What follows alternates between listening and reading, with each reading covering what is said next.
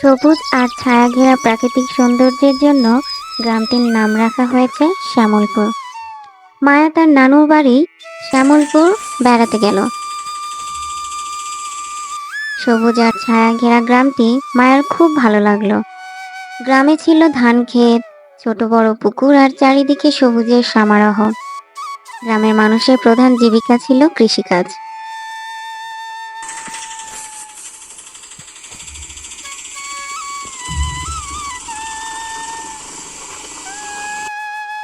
নানু ভাই, কেমন আছো?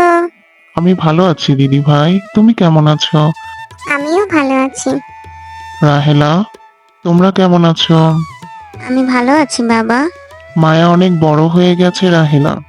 আচ্ছা ঠিক আছে, অনেক দূর থেকে এসেছো, এখন তোমরা ভেতরে যাও, আমি একটু আসছি। ধুর ধুর ধুর, এত ব্যাঙ হয়েছে, আজ এদের মেরেই ফেল। যা যা, এখান থেকে দূর হ। ব্যাঙ বন্ধুরা, মানুষের মধ্যে বিবেকবোধ হারিয়ে গেছে। আমরা যে তাদের জন্য উপকার করি তা তারা ভুলেই যায়। আজ থেকে আমরা আর তাদের কোনো সাহায্য করব না। আমরা লোকালয়ে গেলে তারা আমাদেরকে মেরে ফেলে, তাড়িয়ে দেয়। আজ থেকে আমরা তাদের উপকার করা ছেড়ে দেব। জি সর্দার, আপনি যা বলবেন তাই হবে। হাই হাই হাই, এ কি সর্বনাশ হলো আমাদের! পোকামাকড় তো সব ফসল খেয়ে নষ্ট করছে, এখন কি করব আমরা? কিন্তু হঠাৎ করেই গ্রামে কৃষকদের সমস্যায় পড়তে হয়। ধান খেতে পোকামাকড়ের আক্রমণ শুরু হলো আর ফসল নষ্ট হতে লাগলো। গ্রামের সব কৃষক চিন্তিত হয়ে পড়ল। গ্রামের সকল কৃষক একসঙ্গে মিলিত হয়ে সমস্যার সমাধান খুঁজতে লাগলো। চাচা, আমাদের মনে হয় ফসলে রাসায়নিক কীটনাশক ব্যবহার করলে পোকামাকড়ের হাত থেকে রক্ষা করা যাবে। কীটনাশক ব্যবহার করলে মাটির উর্বরতা নষ্ট হবে। প্রাকৃতিক উপায়ে সমাধান খুঁজতে হবে, যাতে ফসল, মাটি ও পরিবেশের কোনো ক্ষতি না হয়। সন্ধ্যায় জাফর মিয়া যখন বাড়ি ফিরল, মায়া লক্ষ্য করলো তার নানুর মন অনেক বিষণ্ণ দেখাচ্ছে। কি হয়েছে নানু ভাই, তোমাকে অনেক উদাস দেখাচ্ছে যে? হ্যাঁ দাদু ভাই, একটু চিন্তিত। কি নিয়ে চিন্তা করছো দাদু? গ্রামের ফসলগুলো নষ্ট হচ্ছে, পোকামাকড়ের আক্রমণে সকল ফসল শেষ হয়ে যাচ্ছে। কীটনাশক ব্যবহার করলে মাটির ও পরিবেশের ক্ষতি হয়, তাই প্রাকৃতিক উপায় খুঁজছি, যাতে পরিবেশের ক্ষতি না হয়। কিন্তু কিছুতেই বুঝতে পারছি না কি করব। নানু, তুমি চিন্তা করো না, নিশ্চয়ই একটা না একটা উপায় তোমাকে বের করে দিবে। তাই যেন হয় দিদি ভাই। পরের দিন বিকেলবেলা মায়াকে সাথে নিয়ে জাফর মিয়া গ্রামবাসীদের সাথে পুকুরের ধারে বসে আলোচনা করছিল। হঠাৎ পুকুর থেকে একটি ব্যাঙ লাফিয়ে উঠল।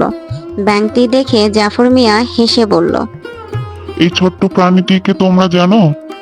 এটা হলো আমাদের প্রকৃতির এক আশীর্বাদ। গ্রামবাসীরা অবাক হয়ে জাফর মিয়ার দিকে তাকালো। কিভাবে নানু ভাই? ব্যাঙ আমাদের ফসল রক্ষা করতে পারে, ছোট পোকামাকড় খায়, যা ধান ক্ষেতের ক্ষতি করে। এমন কথায় মায়ার মাথায় এক বুদ্ধি এলো। তাহলে নানু ভাই, আমরা যদি পুকুর ও জলাশয় সংরক্ষণ করি এবং ব্যাঙদের নিরাপদে থাকতে দেই, তাহলে ব্যাঙ ফসল রক্ষা করতে আমাদের সাহায্য করবে। মায়ার এমন কথায় তার নানু ও গ্রামবাসী সম্মতি জানালো। গ্রামবাসীরা মায়ার পরামর্শে ব্যাঙদের রক্ষা করার সিদ্ধান্ত নিল। সেদিন সন্ধ্যায় মায়া আবারও সে পুকুর পাড়ে আসলো। ব্যাঙ বন্ধু, ও ব্যাঙ বন্ধু, আমার কথা কি শুনছো? কে? কে তুমি? আমি মায়া। তুমি আমাদের কথা বুঝতে পারছো? হ্যাঁ, আমি তোমাদের কথা বুঝতে পারি। আমাদের কাছে আসছো কেন? আমাদের ডাকছো কেন? তোমরা তো প্রকৃতির বন্ধু, তোমরা কি আমাদের সাহায্য করবে? আমরা কিভাবে সাহায্য করতে পারি মায়া? কৃষকদের জমি পোকামাকড় খেয়ে নষ্ট করছে। তোমরা যদি সেই পোকামাকড় খেয়ে ফেলো, তাহলে আর ফসল নষ্ট হবে না, কৃষকের ক্ষতি হবে না। আমরা তো আগে আগে তাদের উপকারই করতাম।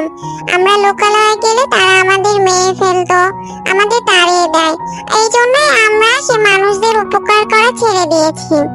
কিন্তু মায়া, তুমি এত ছোট হয়ে যখন গ্রামবাসীদের কথা চিন্তা করছো, তাহলে আমরা অবশ্যই তোমার উপকার করব। তুমি অনেক সৎ ও দয়ালু। আমরা তোমার কথা মাথায় রেখে কাজ করব।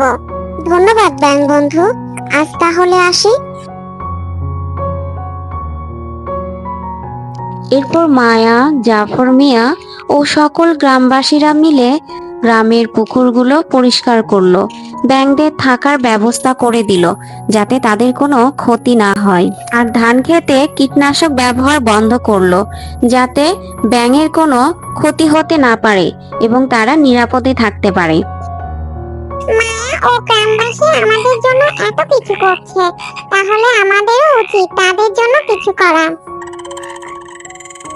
এরপর ব্যাঙরা দিনে রাতে কাজ করে পোকামাকড় খেয়ে ফসল রক্ষা করছিল।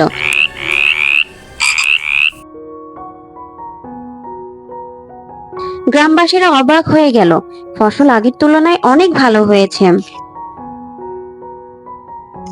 দেখো নানু ভাই, ফসল আগের থেকে অনেক ভালো হয়েছে। তোমাকে অনেক ধন্যবাদ দিদি ভাই, তুমি অনেক বুদ্ধিমান ও জ্ঞানী। আজ তোমার পরামর্শে গ্রামবাসীদের মুখে হাসি ফুটেছে। হ্যাঁ মায়া, তোমার বুদ্ধি ও সততার জন্য আজ আমরা সবাই উপকৃত হয়েছি। তোমাকে অনেক ধন্যবাদ। আর জাফর মিয়া, আপনি অনেক ভাগ্যবান, এমন জ্ঞানী ও বুদ্ধিমান নাতনি পেয়েছেন।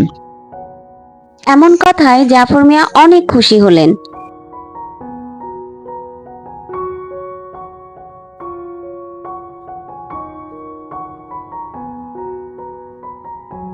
ব্যাং বন্ধু, ও ব্যাং বন্ধু, কোথায় তোমরা? কি হয়েছে মায়া? তোমাদের অনেক ধন্যবাদ আমাদের উপকার করার জন্য। তোমাকেও অনেক ধন্যবাদ মায়া। আজ তোমার জন্য মানুষ আমাদের আর কোনো ক্ষতি করে না। আমাদের মানুষ দেখলে পালিয়ে যেতে হয় না, তারা এখন আমাদের রক্ষা করে। এজন্য তোমাকে অনেক ধন্যবাদ। আজ তাহলে আসি বন্ধু, তোমাদের সাথে আবারও দেখা হবে। ঠিক আছে, আবার এসো বন্ধু। আর এভাবেই মায়া ব্যাঙদের উপকার করে থাকে এবং গ্রামবাসীদের ফসল রক্ষা করে থাকে। মায়া গ্রামবাসীদের মুখে হাসি ফুটে তোলে।